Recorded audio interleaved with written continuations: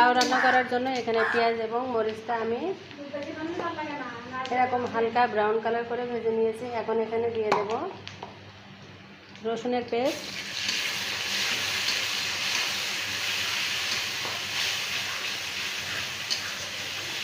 তো রসুনটা আমি এভাবে করে নাড়াচাড়া করে নিলাম। আমি একবারেই কিন্তু দিয়ে দিচ্ছি, পরবর্তীতে আর কিছু দেবো না। এখন আমি জিরেটাও দিয়ে দিলাম, জিরা বাটা, এবং এখন দিয়ে দেবো আমি এখানে লাউ।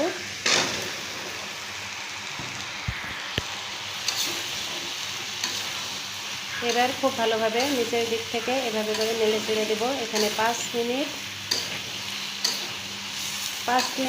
এভাবে করে নাড়াচাড়া করে নিতে হবে, যাতে নিচের দিকে লেগে না যায়। এবং লাউ যেহেতু পানির একটা তরকারি, এর জন্য একটু পরে পানি বের হবে, এই জন্য প্রথম পর্যায়ে পানি দেবো না, দিয়ে দেবো স্বাদ মতো লবণ।